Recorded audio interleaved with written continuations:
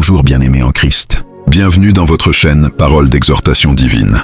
Que la grâce et la paix de notre Seigneur soient avec vous. Aujourd'hui, nous allons méditer sur ce thème. Pourquoi les disciplinés avancent et les motivés retournent à leur état d'avant. Je tiens à être très clair avec vous. Ce n'est pas la motivation qui change votre vie, c'est la discipline. Car la motivation ne suffit pas. Nombreux sont ceux qui abordent une nouvelle année, un projet ou un objectif avec enthousiasme. Pourtant, cet enthousiasme s'estompe, souvent plus vite qu'on ne le pense. Il est important de répondre à ces 3 questions. Pourquoi est-ce que je veux changer? Où est-ce que je veux aller? Qu'est-ce que je veux transformer? Le problème survient lorsque la motivation se confond avec l'émotion. Car lorsque l'envie disparaît, on se dit « je n'en ai plus envie ». C'est trop difficile. Et on abandonne. C'est pourquoi je le dis avec conviction. Ce n'est pas la motivation qui transforme, c'est la discipline. Au fil des années, j'ai constaté une chose. La vie d'une personne disciplinée s'améliore constamment. Parfois lentement, mais elle progresse toujours. À l'inverse, la personne simplement motivée se lance avec force, mais finit souvent par revenir au point de départ. Le secret, c'est l'engagement. Je tiens parole envers moi-même, envers Dieu et envers ceux qui comptent pour moi. Que j'en ai envie ou non, que je sois fatigué, en vacances ou sous la pluie, je reste engagé. Lorsque je médite sur Deutéronome 28, je découvre un principe fondamental. Si tu obéis fidèlement à la voix de l'Éternel, ton Dieu. Aujourd'hui, les voix sont nombreuses. Internet, les amis, les opinions, les comparaisons, et surtout les voix intérieures, la peur, le doute, l'insécurité. J'ai décidé de n'écouter que la voix de Dieu.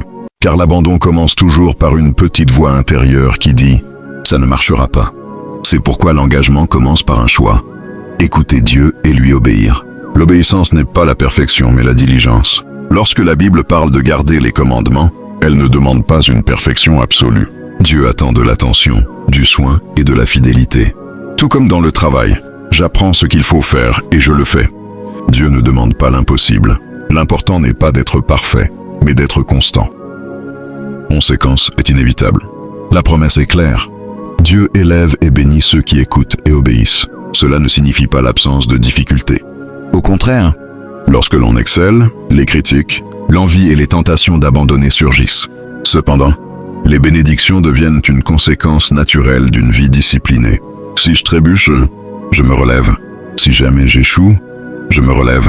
Je recommence. Je regarde devant moi. Je ne m'attarde pas sur le passé. J'avance, à l'écoute de la voix de Dieu. Et je vous le dis, ne croyez pas simplement parce que je le dis. Croyez parce que c'est Dieu qui parle. C'est inévitable. Les bénédictions atteignent ceux qui vivent selon la discipline de la parole. Par conséquent, avec ou sans motivation, la décision est la suivante. Engagez-vous envers Dieu, envers vous-même et envers ceux qui comptent le plus dans votre vie. Et à la fin de cette méditation, si ce message vous a touché ou vous a parlé dans votre cœur, prenez quelques secondes pour réagir. Laissez un commentaire et partagez votre pensée. Dites-nous simplement, est-ce que vous choisissez aujourd'hui la discipline?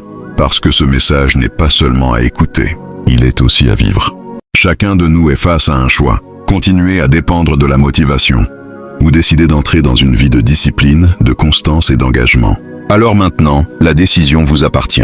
Et si vous avez été édifié par cette méditation, n'hésitez pas à la partager autour de vous.